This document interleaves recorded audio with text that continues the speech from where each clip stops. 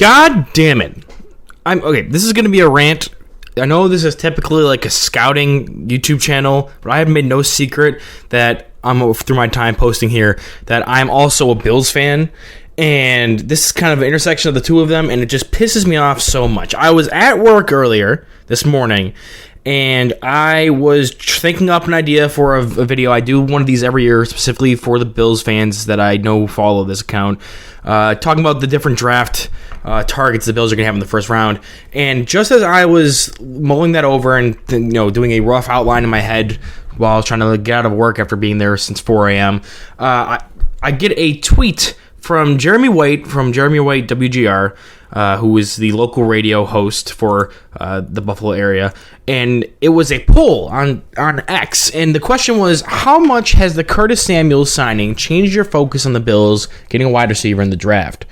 And personally, when I was looking at going to do this video targeting the Bills' different draft needs when it comes to the first round, who I think fits that, and putting on different tier lists, one of the things was I was going to have all the wide receivers kind of lower on the list because you don't, I personally think that the Curtis Samuel signing changed a lot when it comes to that, and the Matt Collins signing changes a lot when it comes to targeting a wide receiver in the draft. But to my surprise, I pick, of the three options, which were not quite as desperate or satisfied, focused on defense, I chose satisfied, focused on defense, which is an opinion shared by 2.7% of the people who clicked on this, and it's got 14.8k views.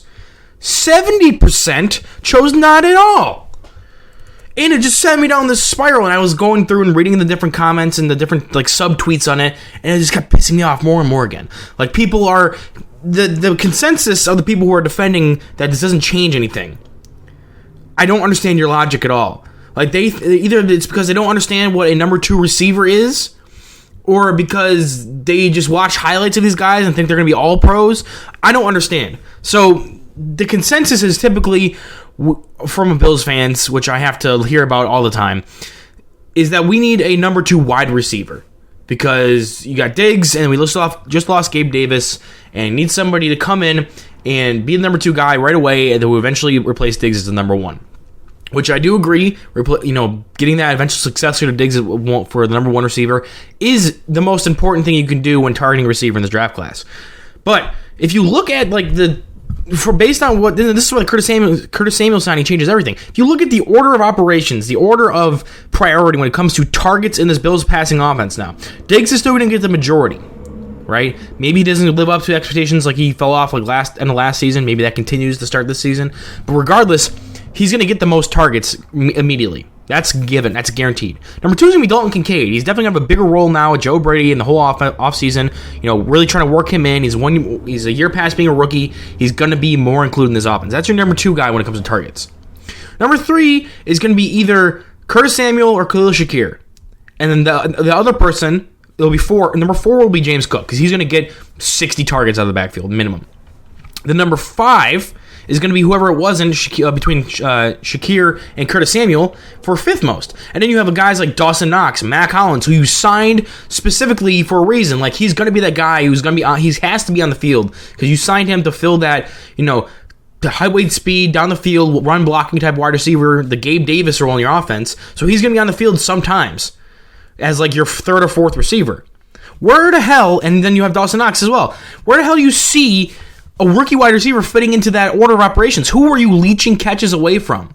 If you're going to say Diggs, that's asinine because you're anticipating a rookie wide receiver to come in and just be better than Stephon Diggs, or then because he's going to get his requisite targets, being the number 1 option in his offense. You're going to take away from Kincaid, then that's a waste of a draft pick last year. That's my problem with drafting wide receiver this year. Not only am I not a big fan of the guys after the big 3, or at least I'm a fan of guys that aren't the ones that are constantly talked about after the Combine and Senior Bowl, but if I'm going to waste a first-round pick, or I'm going to spend a first-round pick on a player this year, especially with all the costs and cuts they had to make, you need to get immediate return on your value. Not only does this person need to develop into a consistent starter for you down the road, you need immediate return on value. You need snaps, you need targets, you need rushes, you need whatever stat that position you take gets. Let's just look at it as snaps. You need a certain amount of snaps to come in this year to make it worthwhile, because you're a team that's trying to continue to compete while also extending your window by getting good players who are going to be good for you for multiple years in the future. If you draft a receiver this year and they're 6th on the pecking order and have to work their way up from 6th till by the end of the year, what are they, 3rd? Like that, first off, I don't think that's going to be worthy of your first round pick, especially with the other guys are going to be there, like a Johnny Newton, who can come in and give you like 40% of the defensive snaps on a season and be effective in a rotational role.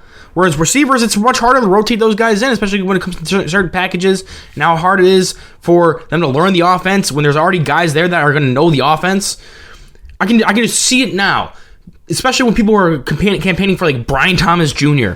in the first round, which no, or Keon Coleman, even more no. Like these guys are not going to be able to be ready to play. They're not great route runners. They're extremely raw when it comes to that, so they aren't really great at creating separation on their own. If you either don't know what you haven't paid attention to what Josh Allen succeeds with, or you're just listening to people who don't follow the Bills as closely as some other people, or you haven't watched their film, or you just watched their highlights, whatever. But these guys do not separate consistently with route running and the nuances of being a wide receiver. They are raw athletic talents. That is not a number 2 receiver, or a number 1 if Diggs struggles at the beginning of the year.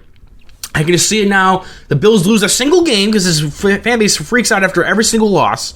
They lose a single game, and they roast McDermott for every snap that Mac Hollins is out there over the rookie. It doesn't matter what the play call is, doesn't matter what the set is or anything like that, or how early or how late in the season we are. If Mac Hollins gets out there in a game we lose over a rookie, then it's going to be a complaint. But you signed him for a reason. Not just for special teams. I'm all over the place, but basically, if you're looking at the receivers that are going to be available for you at 28, even if Brian Thomas Jr. goes inside the top 20, or Adonai Mitchell, who I have to re-update my grade on. I've done Brian Thomas Jr. a second time already, and I'm still not swayed on him. I still have him as like a 3rd round guy. But Adonai Mitchell, I had him as a 2. Potentially, I'm going to move him up a little higher. But like, only one there, like I would love Ladd McConkey at 28. Like he's not even the highest graded one I have there. Like I have Troy Franklin and Jalen Polk and Xavier Legette, all with legitimate number 1 receiver or round 1 grades at receiver. But like I think the best player when it comes to what the Bills like, what Josh Allen succeeds with best is Ladd McConkey. You draft Ladd McConkey, where the hell is he getting targets?